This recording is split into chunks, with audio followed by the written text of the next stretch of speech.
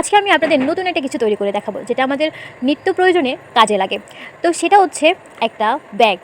সেটা কিসের ব্যাগ বা কী কাজে লাগে সমস্ত কিছু থাকছে আজকের এই ভিডিওতে। আসসালামু আলাইকুম everyone, welcome to Nazia world, my daily blog 6।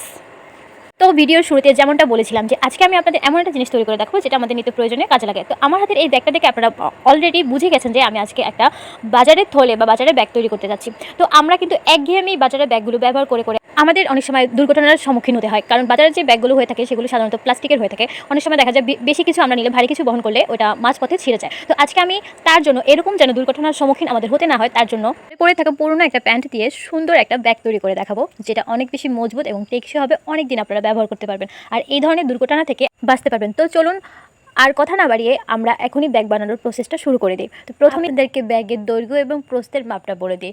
লম্বার দিকে আমি নিয়েছিলাম 18 ইঞ্চি, আর পাশের দিকে মানে প্রস্থের দিকে আমি নিয়ে নিয়েছিলাম 17 ইঞ্চি, আর 1 ইঞ্চি করে বেশি নিয়েছিলাম সেলাইয়ের জন্য। তো তারপরে আমি একটা কাগজকে কেটে নিয়েছিলাম ফুলের আকার করে, যেটা দিয়ে আমি এই ব্যাগটাতে সুন্দর একটা ডিজাইন করব। তো আমি মূলত এখানে আপনাদেরকে আমার এই ব্যাগটা দেখিয়ে বলতেছিলাম যে আমি এইরকমই একটা ব্যাগ তৈরি করব, কিন্তু একটু অন্যরকমভাবে। এখানে মূলত আমি যে কাগজটা ফুল বানানোর জন্য কেটে রেখেছিলাম সেটার মাপ দিয়ে দেন আমি কাপড়গুলোকে কাট করে নিয়েছি। এখানে মূলত আমার 6টা কলি লেগেছে। তার সাথে আমি ব্যবহার করেছিলাম বক্রম। ব্যবহার করার একটাই কারণ, এখানে তাহলে ফুলগুলো দেখতে অনেক বেশি সুন্দর এবং স্ট্রং থাকে, ফুলগুলো ব্যাগের উপরে সুন্দরভাবে বসে যায়। আর এখানে মূলত আমি আমার চুড়ি দিয়ে বৃত্তটা করে নিয়েছিলাম, ফুলের মাঝে যে বৃত্তটা বসাবো সেই বৃত্তটাই আমি করে নিয়েছিলাম। এখন আমি একদম সেলাই মেশিনে চলে আসছি, এক এক করে একটার সাথে একটা ফুলের পাপড়ি আমি জুড়ে দিয়েছি। এই দেখুন আমার ফুলটা কত বেশি সুন্দর হয়ে গিয়েছে। তো এখন হচ্ছে আমি ব্যাগটার পাশ সেলাই করে নিচ্ছি। 1 ইঞ্চি পরিমাণ বাকি রেখে তারপরে আমি ব্যাগটাকে সুন্দরভাবে সেলাই করে নিয়েছি। এখন হচ্ছে ব্যাগের মাঝখানে, মানে উপরে যে দিকটা হয় সেই দিকটার সমান মাঝখানে আমি ফুলটাকে সুন্দরভাবে বসিয়ে নিচ্ছি। বসানোর পরেই বুঝতে পারলাম যে একটা সাধারণ জিনিসও অনেক বেশি সুন্দর হয় যদি আমরা সেটাকে সুন্দরভাবে ফুটিয়ে তুলতে পারি।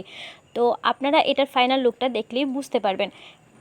এখন হচ্ছে যে পাশগুলো মানে খোলা সাইডগুলো ছিল ব্যাগের, সেই সাইডগুলোকে আমি সুন্দরভাবে সেলাই করে দিচ্ছি।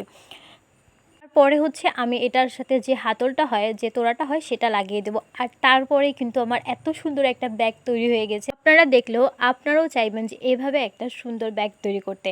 তো আপনারা যদি এরকম সুন্দর একটা ব্যাগ তৈরি করতে চান তাহলে আমার ভিডিওটা শেয়ার করে রাখতে পারেন, কিংবা এক সেভ দিয়ে রাখতে পারেন। তো আপনাদের কাছে যদি আজকে আমার এই সাধারণ একটা ব্যাগকে অসাধারণ করে তোলার যে প্রসেসটা আমি দেখিয়েছি সেটা যদি আপনাদের কাছে ভালো লাগে তাহলে একটা লাইক, একটা কমেন্ট করে যাবেন। আর যদি আপনি আমার ফেসবুক থেকে ভিডিওটা দেখে থাকেন তাহলে পেজটাকে ফলো করে দেবেন, আর যদি ইউটিউব থেকে দেখে থাকেন তাহলে চ্যানেলটাকে সাবস্ক্রাইব করে দেবেন। তো আমরা যারা আপুরা বোনেরা আছি, আমি মনে করি আজকে আমার এই ভিডিওটা তাদের খুব খুব বেশি কাজে লাগবে, কারণ তারা বাজারে গেলে অনেক সময় লজ্জায় পড়তে হয়, প্লাস্টিকের ব্যাগ নিয়ে যেতে চায় না, অনেকেরই মানে ইগোতে লাগে। তো তারা কিন্তু এরকম সুন্দরভাবে একটা ব্যাগ মেক করতে পারেন, তারপরে আপনি মনের আনন্দে বাজার করতে পারেন। এটা মূলত একটা বাজারের ব্যাগ ছিল। তো যাই হোক, আমার কাছে কিন্তু অনেক বেশি ভালো লেগেছে। আপনাদের কাছে কেমন লাগলো কমেন্ট করে জানাবেন। দেখা হচ্ছে নেক্সট ভিডিওতে। সে পর্যন্ত সবাই ভালো থাকবেন। আল্লাহ হাফেজ।